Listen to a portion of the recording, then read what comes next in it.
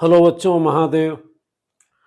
आज के वीडियो में मैं गाउस थ्योरम का ही एक्सटेंशन करूँगा, विस्तार करूँगा और मैं ये शो करूँगा, प्रूफ करूँगा कि कैसे गाउस थ्योरम के हेल्प से हम इस स्टेटमेंट को प्रूफ करेंगे। स्टेटमेंट क्या है? Electric field due to a charged thin spherical shell. एक चार्ज्ड थिन स्फेरिकल शेल की वजह से कैसे हम इलेक्ट्रिक फील्ड फाइंड आउट करेंगे। तो कुल मिलाकर मैं इसे हेडिंग को मिटा दे रहा हूँ और फिर मैं इस स्टेटमेंट का विस्तार करूँगा कि चार्ज थिन स्फेरिकल शेल की मीनिंग क्या हो गई। तो देखो, इसकी दो मीनिंग है। एक तो ये है कि ये मेटल का थिन और हॉलो स्फेयर है, मेटल का खोखला गोला है और ये चार्ज्ड है। चार्ज है मीन्स चार्ज इसके मटेरियल को दिया गया है। तो तुम आगे देखोगे कि जब किसी कंडक्टिंग बॉडी को अगर हम चार्ज देते हैं तो विद इन नो टाइम सारा चार्ज इसके आउटर सरफेस पर चला आता है और आकर रुक जाता है। तो अगर हम इसे थिन स्फेरिकल शेल कह रहे हैं और कंडक्टिंग भी कह रहे हैं, तो कंडक्टिंग कहने के मायने ये हो गए कि ये जो मेटल का ये जो खोखला गोला है, ये मेटल का बना हुआ है और ये चार्ज्ड है। तो चार्ज इसके मटेरियल को कहीं दोगे, विद इन नो टाइम सारा चार्ज आउटर सरफेस पर आएगा और आकर रुक जाएगा। ऐसे ही चार्ज थिन स्फेरिकल शेल की वजह से हमें इलेक्ट्रिक फील्ड निकालनी है। प्रश्न है कि कहाँ निकालनी है? इसका जवाब है कि कहीं भी निकाल सकते हैं, यहाँ निकाल सकते हैं, यहाँ निकाल सकते हैं, यहाँ निकाल सकते हैं, सरफेस पर, सरफेस के भीतर, हॉलो प्लेस में और बाहर भी निकाल सकते हैं। तो एक तो तरीका ये हो गया।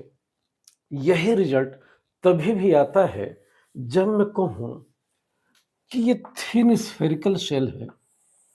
जरा ध्यान से समझना कि ये थिन स्फेरिकल शेल है और चार्ज है, लेकिन मेटल का नहीं बना है। यानी कि डिलिबरेटली हमने क्या किया है कि इसके सरफेस पर, थोड़ा अगर मैं और अच्छा बनाऊं, अगर ये थिन स्फेरिकल शेल है मीन्स हॉलो स्फेयर है जिसकी थिकनेस लगभग 0 है और ये चार्ज्ड है, तो ऐसा हो सकता है कि जानबूझकर हमने चार्ज इसे सरफेस पर यूनिफॉर्मली डिस्ट्रीब्यूट कर दिया हो। उस केस में ये मेटल का नहीं भी है तो भी कोई दिक्कत नहीं है, रिजल्ट सेम आएगा। तो जो डेरिवेशन में आगे करूँगा उसके 2 बट आइडेंटिकल केसेस बनेंगे। नंबर 1, अगर मैं कहूँ कि ये चार्ज्ड थिन स्फेरिकल शेल है और कंडक्टिंग है, तो इसके मायने ये हो गए कि मेटल का खोखला गोला है और जो हमने चार्ज दिया तो यहाँ बिना किसी एफर्ट के हम देखेंगे और जानते हैं कि सारा चार्ज इसके आउटर सरफेस पर आता है और आकर रुक जाता है। यानी कि चार्ज इसके सरफेस पर यूनिफॉर्म में डिस्ट्रीब्यूट हो जाता है। और अगर ये थिन स्फेरिकल शेल है और चार्ज्ड है लेकिन मेटल का नहीं बना है, तो इसके मायने ये हो गए कि हमने डेलिबरेटली चार्ज इसके सरफेस पर यूनिफॉर्मली डिस्ट्रीब्यूट कर दिया है, जो इसका केस हो गया। ये यहाँ नेचुरली हो गया, यहाँ हमने डेलिबरेटली किया है और यहाँ भी भीतर बाउंड्री पर बाहर हमको इलेक्ट्रिक फील्ड निकालने हैं। तो ये तो 2 केसेज हो गए। किसी एक केस को लेकर चलेंगे, रिजल्ट विल बी सेम। अब जरा समझो कि अगर ये मेटल का खोखला गोला है, यानी कि थिन स्फेरिकल शेल है और चार्ज्ड है, तो जैसा मैंने बताया कि चार्ज या तो पॉजिटिव होगा या तो चार्ज नेगेटिव होगा। ठीक है? तो चार्ज पॉजिटिव देंगे तो फील्ड की डायरेक्शन थोड़ा अवे हो जाएगी, चार्ज अगर नेगेटिव है तो फील्ड की डायरेक्शन इसकी तरफ हो जाएगी। कोई एक अप्रोच लेकर हम चल रहे हैं और हमारे पास गिवन टर्म क्या है? तो यूजुअली जो हमारे पास गिवन टर्म होते हैं वो होते हैं कि इस पर टोटल कितना चार्ज है, या तो ये दे दें या दे दें कि इसकी रेडियस कैपिटल आर है और इसकी जो चार्ज दृष्टि है sigma coulomb by metre square है। यानी कि इसके यूनिट एरिया में sigma coulomb charge uniformly distributed है। यानी कि 1 मीटर स्क्वायर एरिया में सिग्मा कूलम चार्ज है तो 2 मीटर स्क्वायर एरिया में 2 सिग्मा कूलम चार्ज होगा, इस रेशियो से। इनकी 4 सरफेस पर यूनिफॉर्मली इस रिलेशन से डिस्ट्रीब्यूटेड है, इसको हमने बोल दिया एरियल चार्ज डेंसिटी या चार्ज डेंसिटी, जो कि एरिया के हिसाब से हमने निकाला है। तो ये टर्म दे दिया गया है और ये टर्म रेडियस दे दिया गया है। इन दोनों टर्म के बेस पर हमें भीतर बाउंड्री पर बाहर इलेक्ट्रिक फील्ड निकालना है। अब देखो एक प्रॉब्लम है, इलेक्ट्रिक फील्ड तो की वैल्यू तो हम निकाल लेंगे गॉस थ्योरम का यूज करके, लेकिन प्रॉब्लम डायरेक्शन को लेकर है। तो जैसा हमने पिछले वीडियो में डायरेक्शन को लेकर अलग अलग केसेस में, जैसे शीट ऑफ चार्ज था या uniformly linearly charge very long wire था, थोड़ी लॉजिक कुछ ऐसे ही यहाँ भी चलेगी और हम देखेंगे कि अगर ये charged uniformly charge thin spherical shell है या मेटल का ये खोखला गोला, इस पर चार्ज अपने आप बराबर फैला हुआ है, तो कहीं पर मान लो ये पॉइंट पी है, यहाँ पर फील्ड की डायरेक्शन किधर होगी, ये हमको जानना जरूरी है। तो देखो इस लॉजिक को जरा समझो। मान लो हमें इस पर जो चार्ज है, इस चार्ज की वजह से हमें यहाँ फील्ड की वैल्यू से ज़्यादा डायरेक्शन निकालनी है कि डायरेक्शन किधर होगी। तो एक तो तरीका यह है कि इन सारे चार्जेस को हम डिस्क्रीट पॉइंट चार्जेस मान लें, अलग अलग पॉइंट चार्ज मान लें, 1 कूलम, आधा कूलम, 5 कूलम, 6 कूलम, 7 कूलम, और इन्हें पॉइंट चार्ज मानकर और पॉइंट चार्ज के फार्मूले की वजह से जो इलेक्ट्रिक फील्ड होती है, फार्मूला क्या है, E इक्वल्स 1/4π0 Q/r², इसका यूज करके यहाँ हर पॉइंट चार्ज की वजह से पॉइंट पी पे फील्ड निकालें, फिर नेट फील्ड को देखें। तो अगर हम ऐसा करते हैं तो मान लो इसकी फील्ड इधर हो गई, इसकी फील्ड इधर हो गई, इसकी फील्ड इधर हो गई, इसकी फील्ड इधर हो गई, सबकी फील्ड हमने यहाँ पर निकाल लिया। जितने चार्जेज हैं उनको डिस्क्रीट पॉइंट चार्ज मानकर और मान लो लॉजिकली हमने पॉइंट पी पर फील्ड निकाल लिया। मान लो फील्ड की वैल्यू आ गई, फॉर एग्जाम्पल है नहीं, केवल समझाने के लिए, मान लो फील्ड की वैल्यू आ गई 10 न्यूटन बाई कूलम और डायरेक्शन आ गई इधर, इसको पीछे बढ़ाएंगे तो ये इसके सेंटर से होकर लाइन जारी है। अब हम क्या करते हैं कि अगर हम एक काम करें कि जो सारा चार्ज सरफेस पर यूनिफॉर्म डिस्ट्रीब्यूट है, उस चार्ज को इन इमेजिनेशन कल्पना में यहाँ पॉइंट चार्ज मानकर इस पॉइंट पे फील्ड निकालें, तो फील्ड की वैल्यू वही आती है जो रियल सिनेरियो से आती है और फील्ड की डायरेक्शन भी इधर ही आती है जैसे पहले आती थी। तो मैं कहना क्या चाह रहा हूँ कि ये देखा जाता है, ध्यान से सुनना, ये देखा जाता है कि स्फेरिकल शेल के केस में, और किस केस में नहीं, चार्ज कंडक्टिंग स्फेरिकल शेल के केस में या स्फेरिकल शेल के केस में, अगर चार्ज सरफेस पर यूनिफॉर्मली डिस्ट्रीब्यूट हो तो उस केस में बाहर के किसी पॉइंट पर इलेक्ट्रिक फील्ड की वैल्यू और डायरेक्शन सेम होती है अगर हम उतना ही चार्ज इन इमेजिनेशन सेंटर पर पॉइंट चार्ज मानकर कंसंट्रेटेड एज्यूम करके फील्ड की वैल्यू डायरेक्शन निकालें, तो रिजल्ट सेम आता है। जैसा हमने पीछे बताया कि सारे चार्ज को प्लस प्लस सारे चार्जेस थे, सबको इंडिविजुअल चार्ज मान के फील्ड निकाला, फील्ड की वैल्यू आ गई 10 न्यूटन बाई कूलम और डायरेक्शन आ गई इधर। उन सारे चार्जेस को अगर यहाँ कल्पना में सेंटर पर पॉइंट चार्ज मानकर कंसंट्रेटेड एज्यूम करके हम यहाँ फील्ड निकालें तो फील्ड की वैल्यू 10 ही आएगी और डायरेक्शन भी इधर ही आएगी। तो यही वजह है कि हम कह देते हैं कि बाइसिमेट्री एक सेफ वर्ड है, हालांकि इसकी मीनिंग यही हुई जो मैं कह रहा हूँ। तो हम कह देते हैं कि बाइसिमेट्री बाहर के किसी पॉइंट पर फील्ड की जो डायरेक्शन होगी वो इस कंडक्टिंग सरफेस के नॉर्मल होगी, मीन्स पीछे बढ़ाने पर सेंटर से होकर ये लाइन जाएगी। ओके, अब इतनी बात मानकर हम बड़े आराम से गॉस थ्योरम को यूज करके इलेक्ट्रिक फील्ड की वैल्यू निकाल सकते हैं। तो मान लो, देखो बेटा,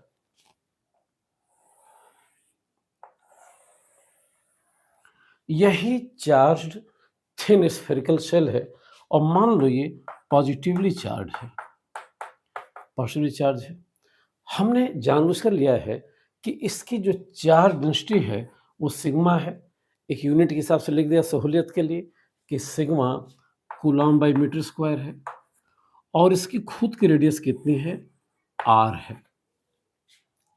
बाहर का कोई पॉइंट पी है, अगर इस पॉइंट पी को इसे सेंटर से ज्वाइन करें तो हमें इसी शेल की वजह से यहाँ पे इलेक्ट्रिक फील्ड निकालनी है। अब हम क्या करेंगे कि इस ओपी डिस्टेंस को, जिसे मैं एक नाम दे रहा हूँ स्मॉल आर, रेडियस मानकर हम एक कंसेंट्रिक शेल बनाएंगे या मेटल का खोखला गोला बनाएंगे। तो पूरा फिगर कुछ ऐसे बन जाएगा जो आप समझ रहे हो कि ये तो हो गया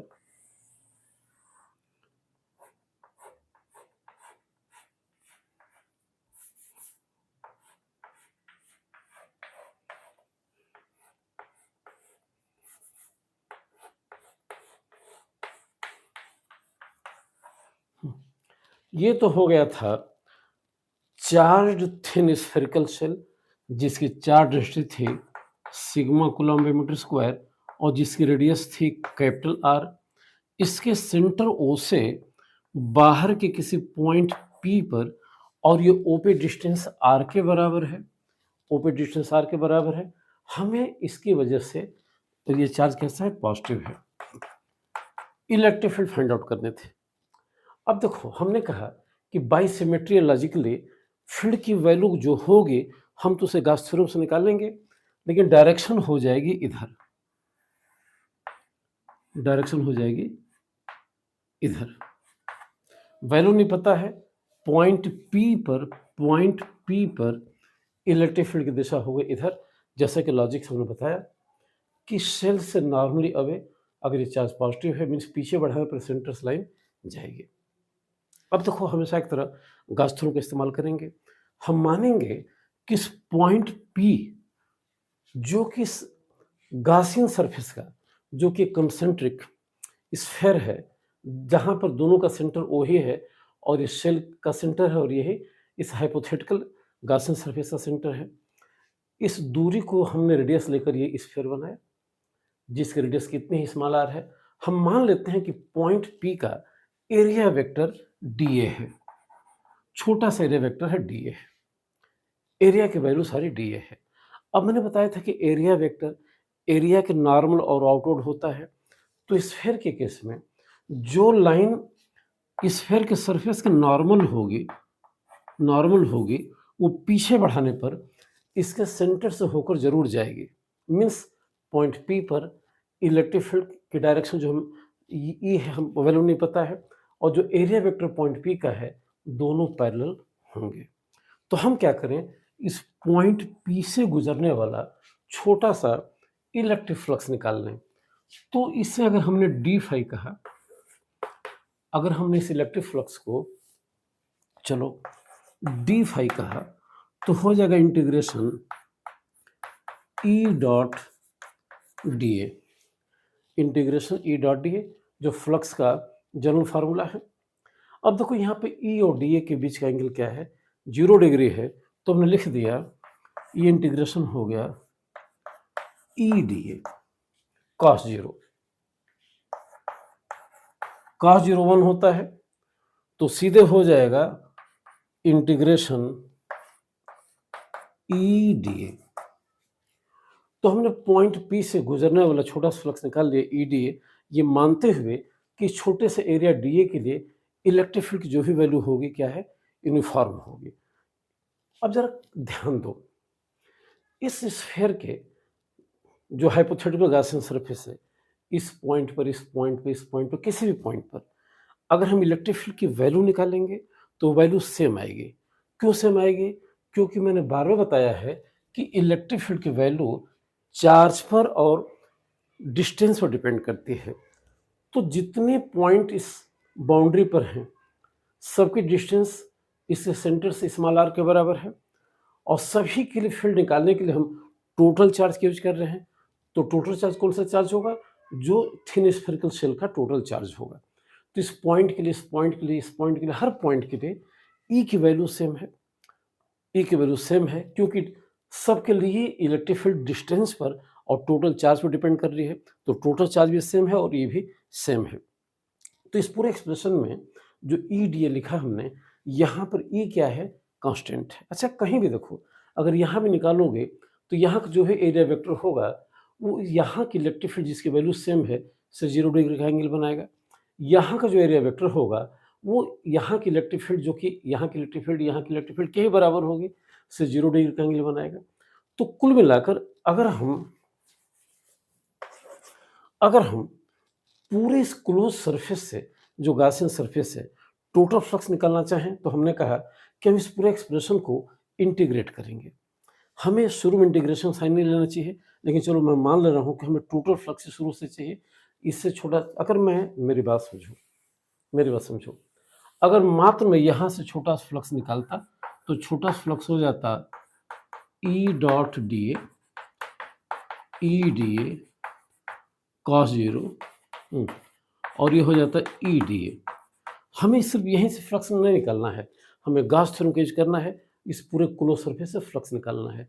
तो शुरू में हमने डी फाई लिखकर इंटीग्रेट कर दिया था, वो ठीक तरीका नहीं था।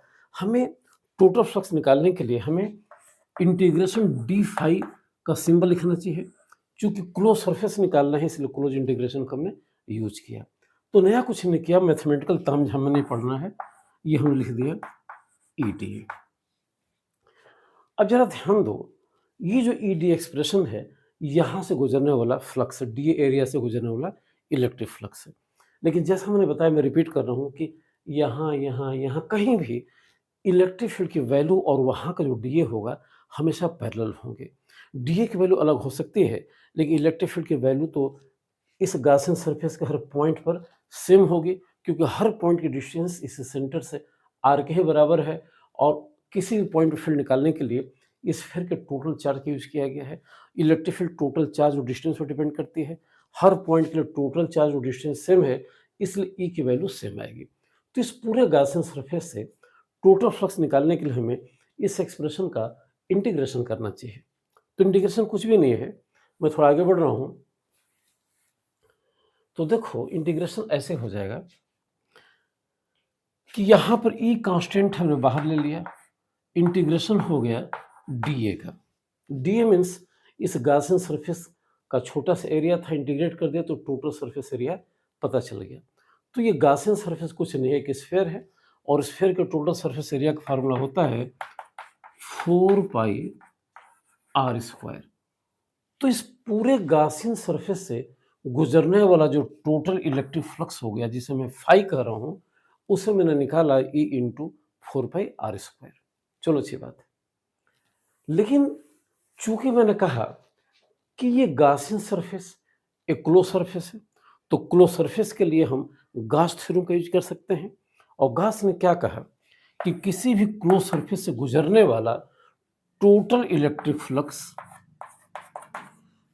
किसी भी क्लोज सरफेस से गुजरने वाला, क्लोज मीन्स 3 डायमेंशनली क्लोज, तो किसी भी क्लोज सरफेस से गुजरने वाला टोटल इलेक्ट्रिक फ्लक्स उसके भीतर बंद total charge by epsilon not के बराबर होता है। तो देखिए कि इस गॉसियन सरफेस के भीतर कितना चार्ज इनक्लोज्ड है, तो वही चार्ज इनक्लोज्ड होगा जो इस थिन स्फेरिकल शेल के सरफेस पर फैला हुआ चार्ज होगा। तो इस चार्ज को निकालना बड़ा आसान हो जाएगा। यूनिट एरिया में सिग्मा कूलम्ब चार्ज है, इस पूरे का जो सरफेस एरिया होगा 4 पाई कैपिटल आर स्क्वायर हो जाएगा। तो टोटल चार्ज हो जाएगा sigma into 4 pi R square, और नीचे हो गया एप्सिलॉन नॉट। तो ध्यान दो, ये फ्लक्स हमने इस गॉसियन सरफेस से ई डॉट डी ए के इंटीग्रेशन के हेल्प से निकाला, और ये फ्लक्स हमने इसी से गुजरने वाले टोटल फ्लक्स का गॉस थ्योरम का यूज करके निकाला। अब एक ही सरफेस से दोनों तो फ्लक्स सेम आएंगे, मीन्स ये गॉस के थ्योरम से निकाला गया फ्लक्स है और हमारे इंडिविजुअल एफर्ट से निकाला गया फ्लक्स है, दोनों की वैल्यू सेम आएगी, दोनों को हम बराबर कर दे रहे हैं। तो दोनों को बराबर करेंगे तो बेटा ये हो जाएगा E into 4 pi R square बराबर sigma into 4 pi R square upon epsilon naught. अब हम सिंप्लीफाई करेंगे, तो देखो बेटा, यहां से 4 पाई कैंसिल आउट हो जाएगा, तो ई चला आएगा sigma upon epsilon naught bracket में R square by R square, sigma upon epsilon naught R square by, sorry ये कैपिटल आर थोड़ा गलत हो गया, ये था बेटा आर स्क्वायर, तो ये हो जाएगा sigma upon epsilon naught R square by R square, ये हो गया। थोड़ा ध्यान नहीं दिया, ये 4 पाई स्मॉल आर स्क्वायर था और ये 4 पाई कैपिटल आर स्क्वायर था, तो ये हो गया। तो ये हो गया इलेक्ट्रिक फील्ड का expression due to a thin spherical shell. यानी कि अगर मैं एक फिगर बनाऊं, ऐसे बनाऊं, और यही चार्ज स्फेरिकल सरफेस था जिसे चार्ज डेंसिटी थी sigma coulomb by metre square, इसकी रेडियस आर थी, यहाँ बाहर के पॉइंट पी पे फील्ड निकालना था, तो फील्ड की वैल्यू ये चली आई और डायरेक्शन हो गई इधर की तरफ, डायरेक्शन हो गई नॉर्मली अवे, तो ये एक्सप्रेशन हो गया। अब देखो कभी कभी इसी फार्मूले को थोड़ा और बेसिक में रिजॉल्व करते हैं। बेसिक मीन्स अगर हम गोले के टोटल चार्ज के केस में इस फार्मूले को लिखें तो कैसे लिखेंगे। तो देखो ये थिन स्फेरिकल शेल था, इसी चार्ज डेंसिटी थी sigma coulomb by metre square, इसकी रेडियस थी कैपिटल आर। अगर मैं इसके टोटल चार्ज को काउंट करना चाहूँ, जिसे मैं क्यू कह रहा हूँ, तो क्यू हो जाएगा sigma into 4 pi R square, जैसा हमने कहा। तो थोड़ा ध्यान दो, अगर मैं यहाँ आर स्क्वायर को लिखना चाहूँ तो आर स्क्वायर हो जाएगा क्यू अपॉन, सॉरी थोड़ा ध्यान दो, यहाँ क्या आ रहा है सिग्मा आर स्क्वायर, तो यहाँ से सिग्मा और आर स्क्वायर कॉमन लो तो हो जाएगा क्यू अपॉन 4 पाई, ये हो गया सिग्मा आर स्क्वायर। तो हम चाहें तो एक तो एक्सप्रेशन हो ही गया, हम चाहें तो यहाँ पर सिग्मा आर से रख दें क्यू अपन एप्सिलॉन नॉट, तो ये फार्मूला थोड़ा चेंज होकर हो जाएगा ई बराबर सिग्मा के प्लेस पर रख रहा हूँ, सिग्मा आर से प्लेस पर रख रहा हूँ Q upon 4 pi epsilon naught R square, कुछ ऐसा। अगर मैं इसे रीअरेंज करूँ, तो ई हो गया 1 upon 4 pi epsilon naught, 1 upon 4 pi epsilon naught Q by R square. Means ये पुराना फार्मूला मिल गया जो पॉइंट चार्ज की वजह से हम आर डिस्टेंस पर इलेक्ट्रिक फील्ड का निकालते थे। तो पूरे इस लॉजिक को दोबारा समझो कि मैंने क्या कहा था। मैंने कहा था कि अगर ये मेटल का खोखला गोला है और कंडक्टिंग है, यानी कि चार्ज सरफेस यूनिफॉर्मली फैला हुआ है, तो यहाँ पर जो फील्ड निकालेंगे, फील्ड डायरेक्शन तो इधर हो जाएगी, और यहाँ फील्ड निकालने का एक तरीका ये है कि सारे चार्ज को अगर मैं सेंटर पर, यहाँ कोई चार्ज है नहीं, हाइपोथेटिकली सारे चार्ज को सेंटर पर कंसंट्रेट होकर निकालें तो फील्ड की वैल्यू वही आएगी जो सचमुच रियल सिनेरियो में यानी कि कैलकुलेशन से आती है। यही वजह है कि यहाँ पर फील्ड का एक्सप्रेशन वही शेप या फॉर्मेट ले रहा है। मानो हमने सारे चार्ज को, जिसका टोटल चार्ज था, यहाँ पर पॉइंट चार्ज मानकर कंसंट्रेटेड एज्यूम करके यहाँ से आर डिस्टेंस से फील्ड निकाला, जो ये आया। तो आसान सी भाषा में फिर से मैं अगर डायग्राम बनाऊं, तो ये थिन स्फेरिकल शेल है जिसकी रेडियस आर है, और बाहर इस शेल के बाहर के पॉइंट पी पर अगर हमको इलेक्ट्रिक फील्ड निकालनी है तो इसके दो एक्सप्रेशन हो गए। एक तो ये हो गया, और दूसरा हो गया जो हमने भी लिखा था कि सिग्मा अपने epsilon naught R square by R square. तो दो एक्सप्रेशन हो गए, चार्ज डेंसिटी के टर्म में ये हो गया और सारे चार्ज के टर्म में ये हो गया। लेकिन जब सारे चार्ज के टर्म में फील्ड निकाला तो सारे चार्ज के टर्म जो फील्ड आया उसका एक्सप्रेशन कुछ ऐसा आया जो एक पॉइंट चार्ज के लिए उससे आर दूरी पर फील्ड का एक्सप्रेशन होता है।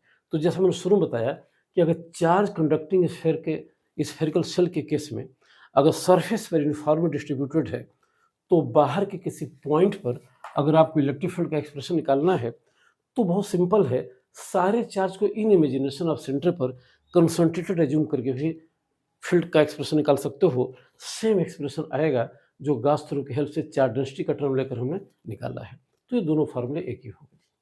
चलो थोड़ा आगे चलते हैं। अगर ये पॉइंट P यहाँ होता, यानी कि चार्ज स्फेरिकल शेल के सरफेस पर होता है, तो फील्ड का एक्सप्रेशन क्या हो जाता है? तो नया कुछ नहीं। अगर पॉइंट P यहाँ होता, पॉइंट P यहाँ होता, तो कुछ नहीं, ये जो वेरिएबल स्मॉल r था वो इसकी रेडियस के बराबर हो जाता, यानी कि इस केस में r के बराबर हो जाता, तो सीधे E हो जाता। यहाँ हम r को r के बराबर रखते तो फील्ड की वैल्यू आ जाती सिग्मा अपन एप्सिलॉन नॉट, जो मैक्सिमम इलेक्ट्रिक फील्ड की वैल्यू हो गई, और डायरेक्शन तो इधर हो ही जाती। अब बात आती है कि ये पॉइंट P अगर भीतर का पॉइंट होता तब क्या होता? तो कुछ नहीं है, बस थोड़ा फिगर चेंज हो जाएगा। फिगर ऐसे चेंज हो जाएगा कि देखो, यही चार्ज थिन स्फेरिकल शेल है जिसकी चार्ज डेंसिटी है sigma coulomb by metre square, और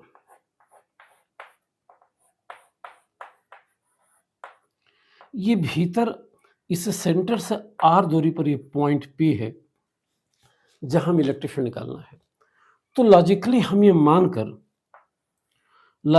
ये मानकर कि अगर यहाँ कोई सेंटर पर चार्ज होता तो फील्ड की डायरेक्शन इधर होती और एरिया वेक्टर इधर होता ही, हम फ्लक्स निकालते तो वैसे ही आता E इंटू 4πr²। ये फ्लक्स हम निकालते, जैसे बाहर के लिए निकाला उसे भीतर के लिए निकाला, लेकिन भीतर के निकालने के लिए हमने डेलिबरेटली एज्यूम किया है, सिर्फ एज्यूम किया है कि जैसे बाहर के किसी पॉइंट पर फील्ड थिन स्फेरिकल शेल के सरफेस से नॉर्मल और आउटवर्ड होती थी, अगर चार्ज पॉजिटिव है, तो वही लॉजिक लेकर चल रहा है कि मानो अगर भीतर भी निकालेंगे तो जो ही इलेक्ट्रिक फील्ड होगी इस गॉसियन सरफेस के नॉर्मल और आउटवर्ड होती तो फ्लक्स इतना होता। लेकिन हम गॉस थ्योरम को यूज करेंगे तो कहेंगे कि इस सरफेस से गुजरने वाला जो फ्लक्स है वो Q अपॉन एप्सिलॉन नॉट है। अब हम देखते हैं कि इस शेल के भीतर कितना चार्ज इनक्लोज है, तो कोई चार्ज ही इनक्लोज नहीं है, यानी कि Q क्या है? 0 है। तो फील्ड क्या हुए? ये पूरा टर्म कितना हो गया? 0 हो गया। तो E इंटू 4πr² 0 आता, ये टर्म तो 0 होता नहीं है, तो E क्या हो जाता? 0 हो जाता। यानी कि थिन स्फेरिकल शेल जो कंडक्टिंग है, जहाँ पर चार सरफेस यूनिफॉर्मली डिस्ट्रीब्यूटेड है, की वजह से भीतर के किसी भी पॉइंट पर, ये पॉइंट P यहाँ है, कहीं भी हो सकता था, इलेक्ट्रिक फील्ड की वैल्यू क्या होगी? 0 होगी। ये रिजल्ट तभी भी आता जब ये थिन स्फेरिकल शेल होता लेकिन कंडक्टिंग नहीं होता, बल्कि डेलिबरेटली हमने चार्ज को यूनिफॉर्मली सरफेस पर फैलाया होता, तो फिर रिजल्ट वही आता। तो ये हो गया। लेकिन एक बात और है, देखो हमने कहा भीतर के लिए, थोड़ा ध्यान से अंतिम बात समझना बेटा, कि यहां पर फील्ड 0 होगी क्योंकि इसके भीतर कोई चार्ज नहीं है। देखो ऐसा नहीं है कि यहाँ पर चार्ज पहले है फील्ड बाद में है, इनकी चार्ज के 0 होने से फील्ड 0 हो जा रही है। आगे तुम देखोगे कि जो आगे और भी रिजल्ट्स आएंगे कि भीतर फील्ड 0 होने से चार्ज भीतर कंटेन होता ही नहीं है। यानी कि लॉजिक या कैलकुलेशन की मजबूरी ये है कि यहाँ पर हमने फील्ड को 0 करने के लिए इसके भीतर चार्ज को 0 माना, और आगे आप देखोगे कि यहाँ पर हम फील्ड को, चार्ज को 0 करने के लिए हमें फील्ड को 0 मानेंगे। यानी कि दोनों घटनाएं साथ में होती हैं। साथ में क्या होती है? न भीतर फील्ड होती है न भीतर चार्ज होता है। भीतर नेट चार्ज 0 होता है, सॉरी भीतर अगर चार्ज नहीं देंगे तो चार्ज 0 होता है, तो फील्ड भी 0 होती है। इनके भीतर नेट चार्ज, भीतर चार्ज का 0 होना और फील्ड का 0 होना, ये साइमल्टेनियस होता है। यहाँ पर कोई काजल रिलेशन नहीं है कि चार्ज 0 है तो फील्ड 0 है, क्योंकि फिर आगे पढ़ेंगे कि फील्ड 0 है तो चार्ज 0 है। तो दोनों बातें एक साथ हो नहीं सकती हैं। मीन्स दोनों बातें एक साथ ही होती हैं। मीन्स इसमें से एक रीजन है कि इफर्ट ऐसा नहीं है, चार्ज और फील्ड साथ से 0 होती हैं। ये लॉजिक देना कि चार्ज 0 इसलिए फील्ड 0 है, या फिर आगे लॉजिक देंगे कि फील्ड 0 इसलिए चार्ज 0 है, ये समझाने की एक मजबूरी हो सकती है।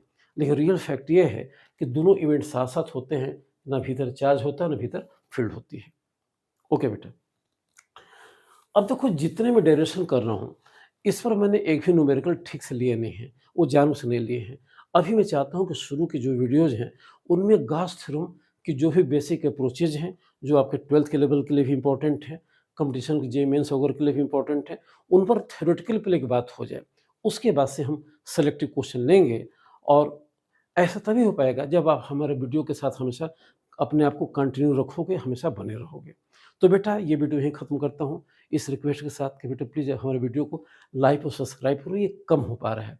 आपके ही हाथ में मेरी प्रगति है। महादेव।